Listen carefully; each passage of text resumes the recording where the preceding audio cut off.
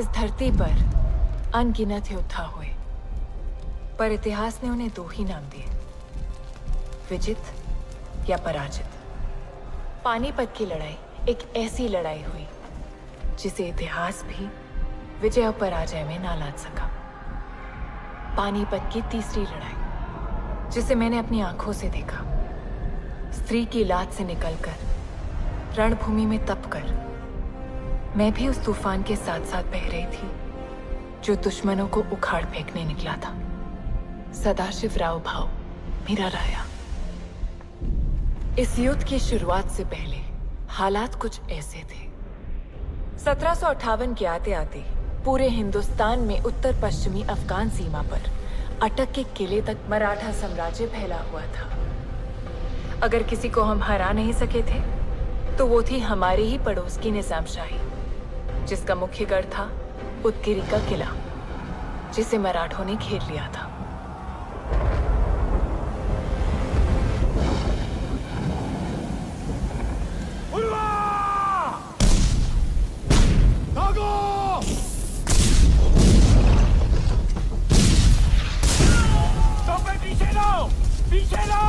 पीछे लो, तोपे!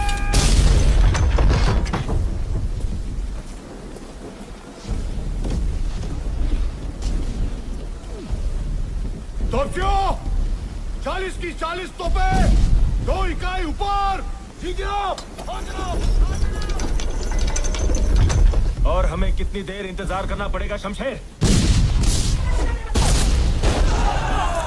सदाशिव ने कहा है जब तक किले पर मशाल ना दिखाई दे तब तक तोपें चलती रहनी चाहिए। मैंने सदाशिव से कहा था उदगिरी के इस किले पर हम छापामार युद्ध नहीं कर सकते, लेकिन नहीं, उसे अपनी मनमानी करनी ही थी। राघुबादा, मुझे सदाशिव पर विश्वास है।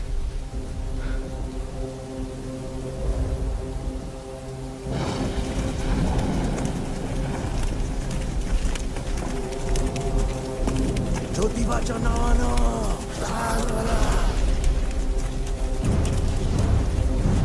जय भवानी, जय भवानी।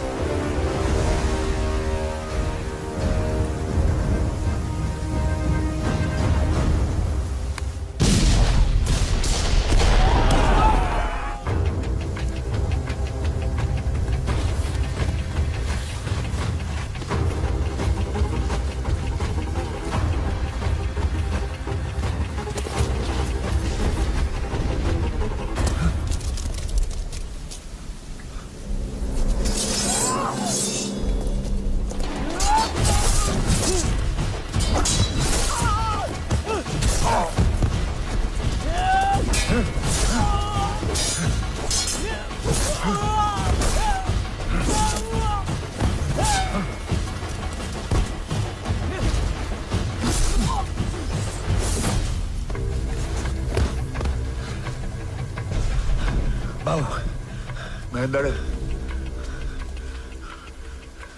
तुम पीछे से मुख्य द्वार के आंगन में पहुंचो। मैं यहां से जाता हूं। घोड़सवार सेना को इशारा कर दो, हमें जल्द से जल्द मुख्य द्वार खोलना है। जा, भीड़ कमी है। चला।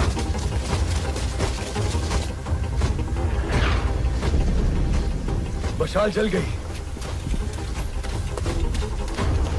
तूफान तैयार!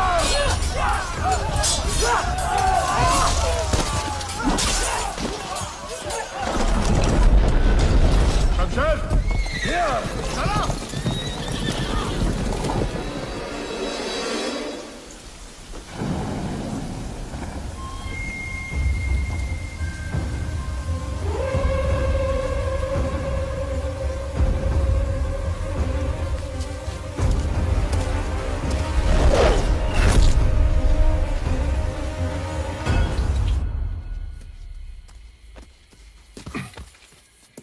सलार और तोप खाना सदर इब्राहिम खान गार्दी।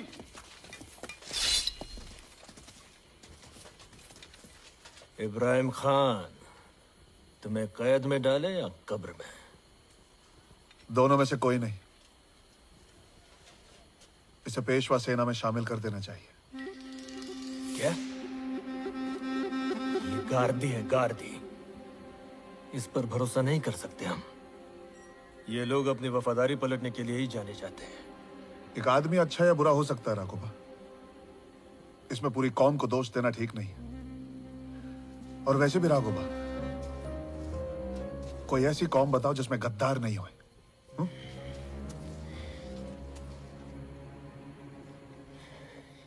इसकी ये तोप है, ये मिल गई है, तो ये क्यों चाहिए? इनके बिना ये तोपें हमारी किस काम की? ज्यादा से ज्यादा हम इन्हें गलाकर घोड़े की नाल बना सकते हैं और कुछ नहीं। आपका यही फैसला जब कल गलत साबित होगा, तब नाना साहब आपको कभी क्षमा नहीं करेंगे।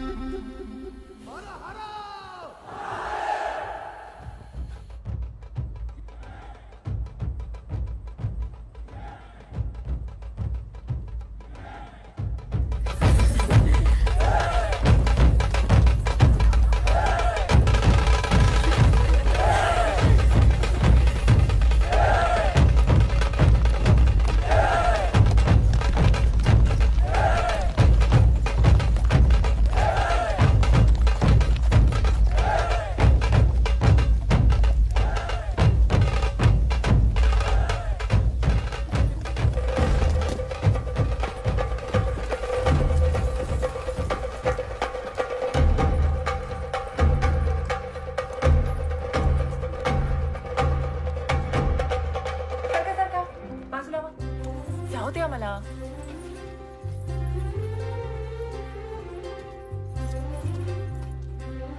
पार्वती काय करतेस? स्वागत करती है. का? एक आम आदमी किसी खास का स्वागत नहीं कर सकता.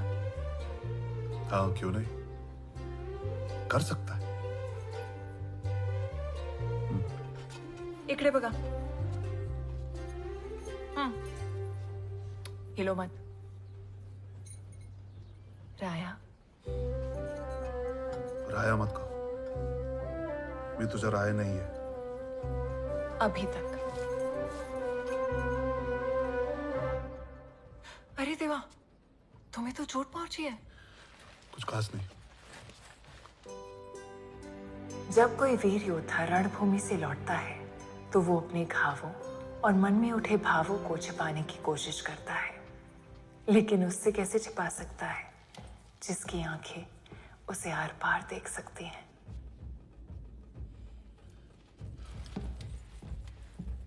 आजी, कशी आहेस?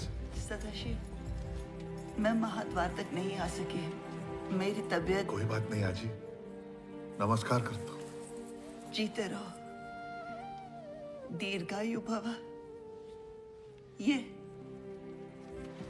संभालो. हम जीत गए आजी. हम विजयी हुए. निजामशाही संभली. मुझे विश्वास था.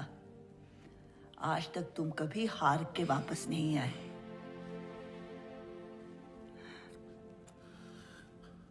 भानु, जी आजी साहेब. वैद्य को बुलाओ. जी आजी साहेब. आजी, तुम्हारे पिताजी कहा करते थे, सूरमा वही है बड़े जो हर हाल में लड़े, सर हथेली पर लेकर चले. धर्म उनका है वीरता, कर्म उनका है वीरता. जीत या हार होगी ये सोचते नहीं. सही कहते थे. प्रणाम आजी साहेब. आजी, मैं ये तू. अरे, मरहम पट्टी करवाए बिना मत जाना. तुझे पार्वती याद है? अब ये छोटी राजवैद बन गई है, अपने पिता से भी आगे. आपको इस महान जीत की बधाई. भाऊ साहेब, धन्यवाद. कुठे लागलं?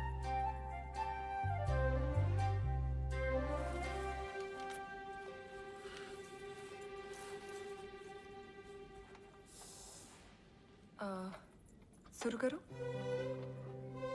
हो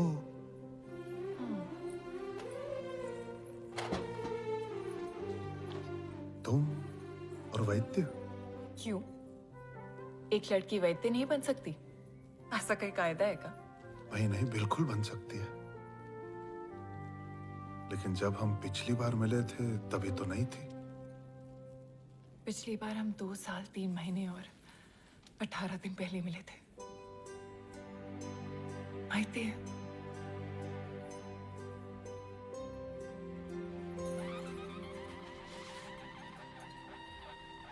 अरे जल्दी करो, इसे गणेश दरबार में हाजिर होना है। हो आजी साहब। झालं? झालं।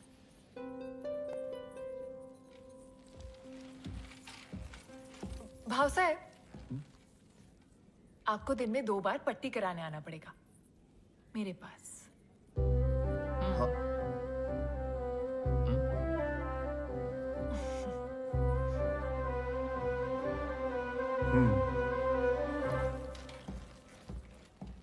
भानु, उदगीर में निजाम शाही का किला जीतने के बाद दक्षिण दिशा से चले आ रहे हैं हमारे अतुलित बलशाली अंतर्राष्ट्रीय परमवीर योद्धा मराठा गंगेव पेशवाई की शान विजेता रणबांकुरे मराठा साम्राज्य की।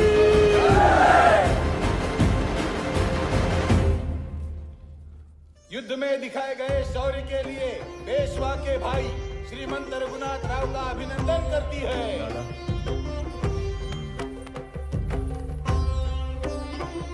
और अब सम्मानित किया जाता है स्वर्गीय श्रीमंत बाजीराव और मस्तानी के पुत्र और पेशवा के भाई शमशेर बहादुर। युद्ध में दिखाई गई शूरता के लिए पेशवा के चचेरे भाई श्रीमंत सदाशिवराव भाऊ का अभिनंदन किया जाता है। आप तो हमारे गले के हार हैं।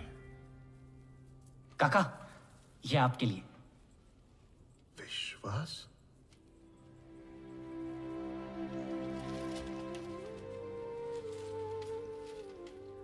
श्रीमंत, अब मैं पेश करना चाहूंगा निजाम शाही के सिपह सलार तोपखाना सदर इब्राहिम खान गारदी को, जो आज से पेशवाओं की सेवा में आ गए हैं।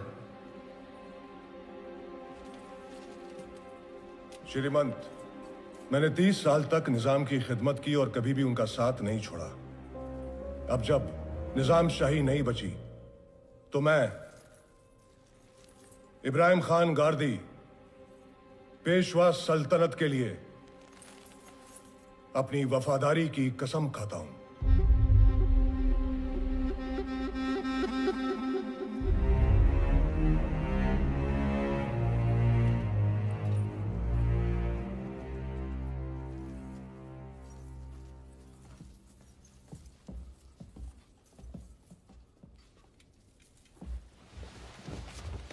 इन्होंने वो काम करके दिखाया है जो हम में से कोई पेशवा नहीं कर पाया। दक्षिण को मुक्त करना हमारे प्यारे छत्रपति शिवाजी महाराज का अधूरा सपना था। उनके गुजर जाने के 80 साल बाद आज हम निजाम को घुटनों पर ले आए। पिताश्री, इसी खुशी में क्या एक महोत्सव नहीं होना चाहिए? अब हम पूरे हिंदुस्तान के शासक बन गए हैं, बेशक महोत्सव होना चाहिए। हमारे पूना के बाहर के सारे सेनापति और प्रमुख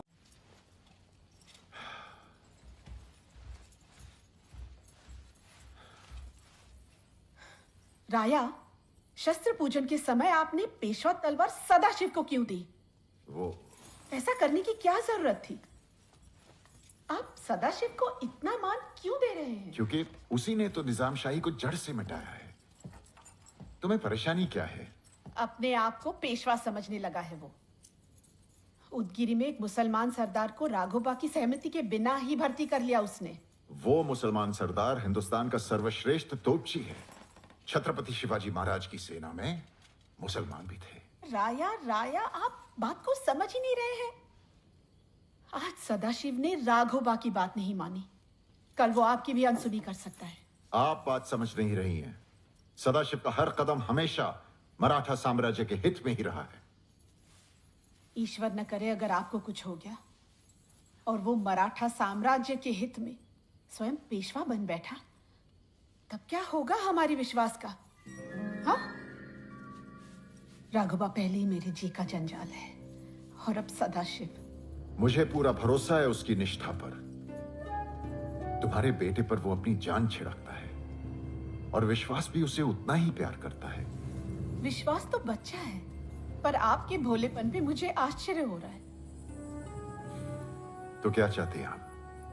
क्या करूं? ये भी मैं बताऊं, पेशवा आप हैं कि मैं?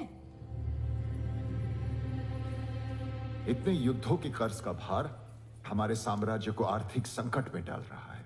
जी, सो तो है। तुम बुद्धिमान हो, विश्वसनीय हो और लोगों से काम लेना जानते हो। ये तुम ही कर सकते हो। मुझे करना क्या होगा ये तो बताइए श्रीमंत। मैं तुम्हें धन मंत्री तैनात करता हूं।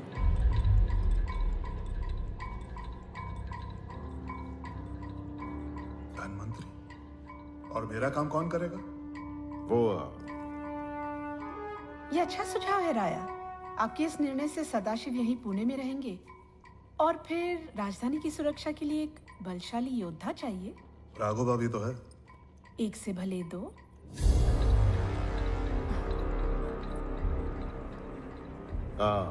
गुनो जी आपको सारी जानकारी दे देंगे।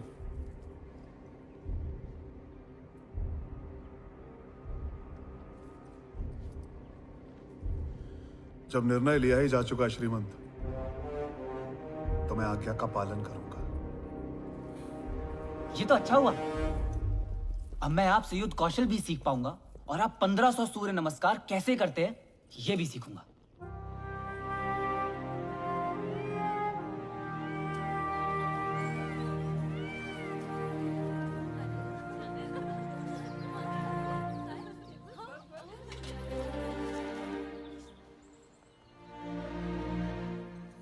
मी येते.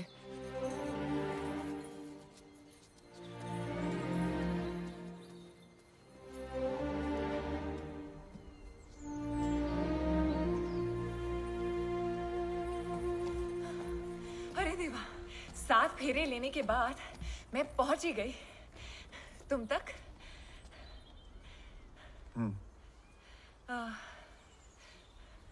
सुना है तुम्हें धनवंतरी बना दिया? पर सालो, मेरा मन कहता है कि तुम ये काम भी निपुणता से करोगे।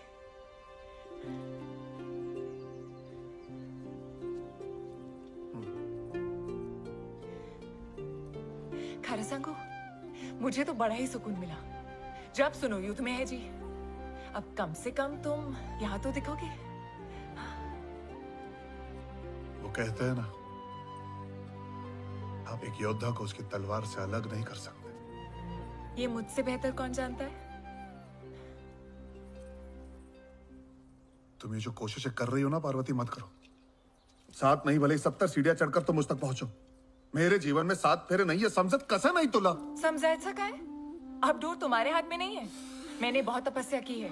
गणेश्वरी देवी के 108 उपवास रखे हैं मैंने, माहिती है? अब मैं तुम्हें कहीं और जाने नहीं दूंगी। देखना, तुम मेरे हो जाओगे, वो दिन दूर नहीं। दाखव,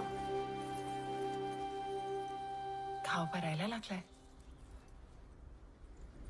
अब क्या तभी मिलोगे जब अगला घाव लगेगा? हार जला पार्वती, आता बात कर।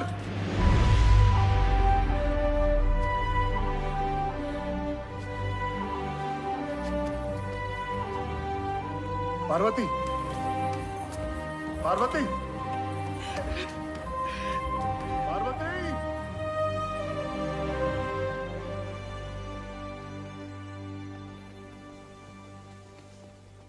वो पार्वती सदाशिव के साथ? लगता है एक मामूली राज्य वैद्य पेशवा की रानी बनने के सपने बुन रही है। होय का? मेरे रहते नहीं हो पाएगा।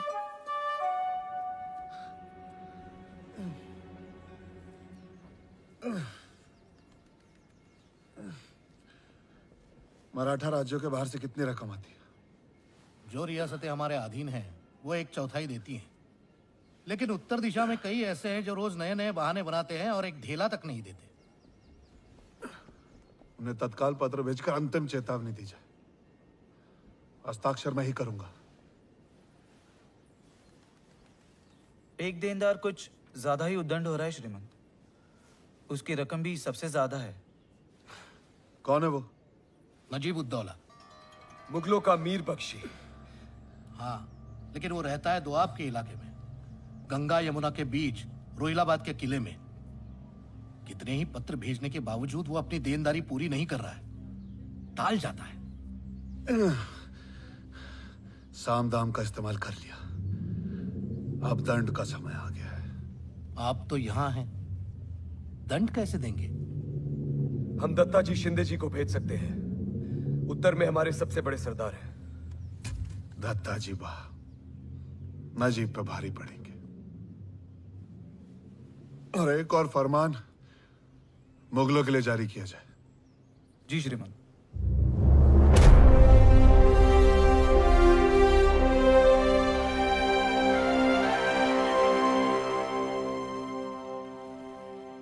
और इस अहमदिया करार के मुताबिक मुगलिया सल्तनत को अगर मराठाओं की ओर से आक्रमणकारियों से अपनी सुरक्षा जारी रखनी है तो आपको 1/4 की रकम अदा करनी होगी, जो कि आपने अभी तक नहीं की।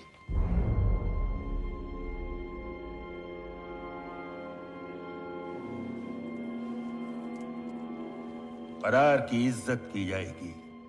आलम पना, आप इन मराठाओं की धौंस पट्टी में मत आइए। हम इन्हें रुक जाओ नजीब, रुक जाओ। इतनी उतावली मत दिखा। फरमान अभी तक खत्म नहीं हुआ है।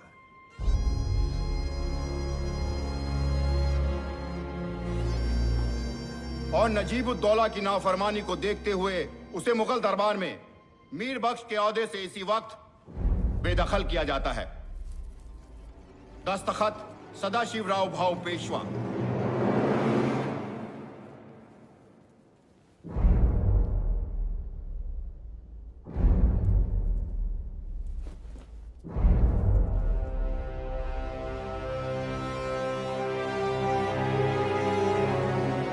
तखलिया।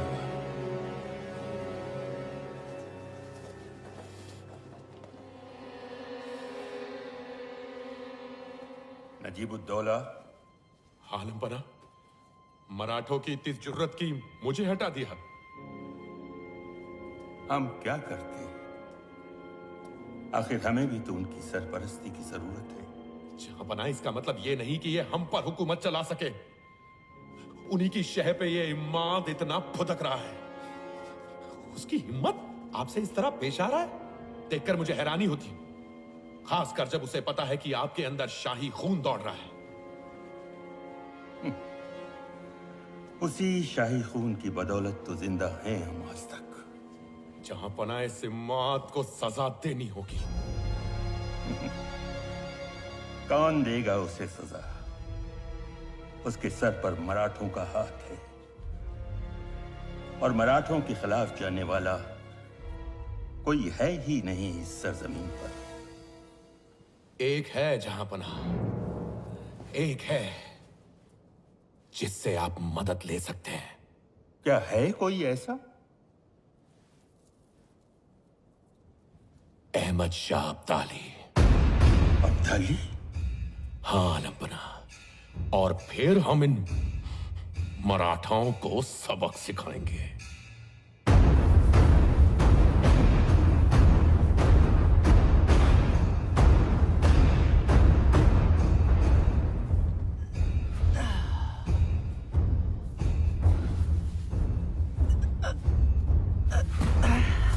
क्या हुआ? चलो, तुम्हारे 5 और बचे।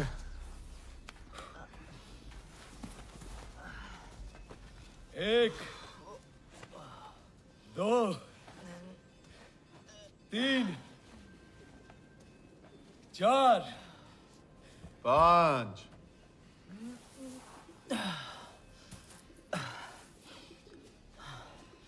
काका, देखना, एक दिन मैं भी आपकी तरह ही योद्धा बनूंगा।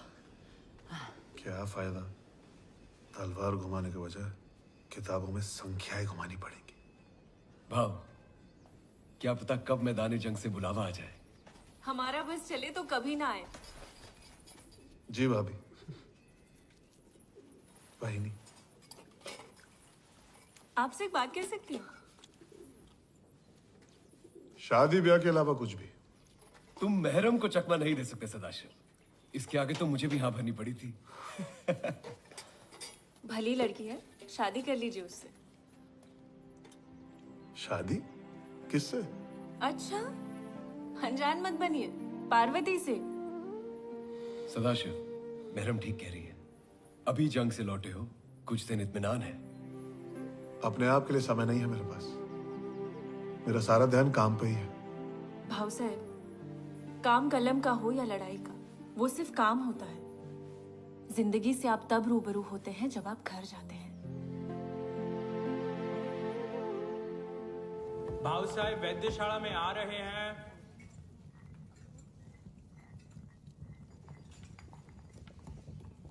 भानु,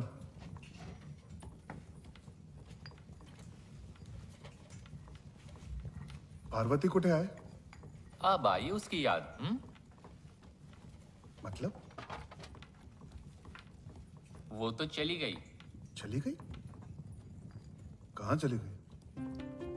अपने पेड़ वाले घर कोंकण। कोकण? क्यों?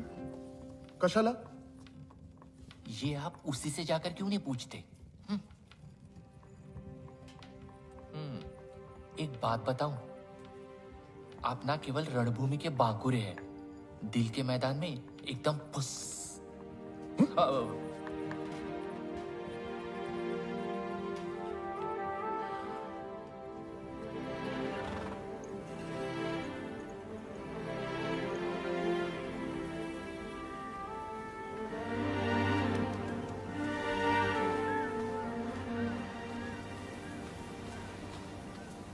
उसने मिलने से मना कर दिया।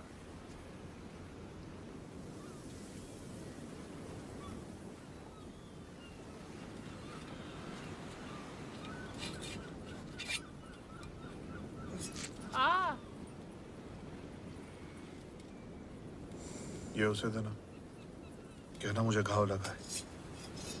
आप योद्धा लोग भी बड़े निराले हो। टेढ़े तीर, निशाना सीधा। जा लवकर भानु।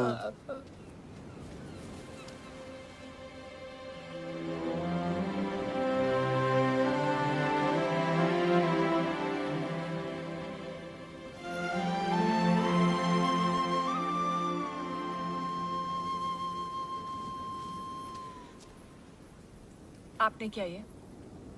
आप? तुम तो मुझे कभी आप नहीं बुलाती। मतलब बहुत गुस्सा हो। तुमसे मिलने के लिए क्या? यही तो एक तरीका था। तो क्या अपना वैद्य होने का धर्म नहीं निभाओगी?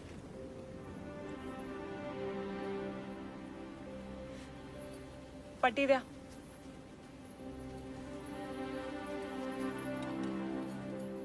उस दिन मेरी आवाज कुछ ज्यादा ही ऊंची हो गई थी ना, क्षमा कर। लेकिन ऐसे बिना पता चले आने की क्या जरूरत थी? मैं स्वयं अपनी इच्छा से नहीं गई थी, मुझे जाने के लिए कहा गया था। किसने कहा? गोपिका बाई ने। गोपिका बाई? तुम्हाला माहिती है, जब मैं 11 साल की थी तब पहली बार पिताजी मुझे शनिवार वाड़ा ले गए। वहां मैंने तुम्हें देखा। मैं नहीं जानती थी कि तुम कौन हो, क्या हो। मैं तो बस तुमसे प्रेम करने लगी। बाद में पता चला कि तुम पेशवा हो, लेकिन मेरे लिए तो तुम हमेशा सदाशिव थे।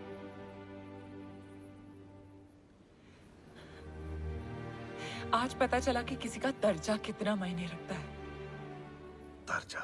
हो पेशवीन गोपिका बाई यही सोचती है ना कि मुझ जैसे छोटे वर्ग की जड़ी बूटी घोटने वाली लड़की शनिवार वाड़ा में कैसे रह सकती है। भला समझ ला, तुमने भी मुझे इसी कारण से दूर रखा ना, हो ना? एक बार कह देते। पार्वती ऐसा कुछ नहीं है, मैं भी तुमसे उतना ही प्यार करता हूँ जितना कि तुम।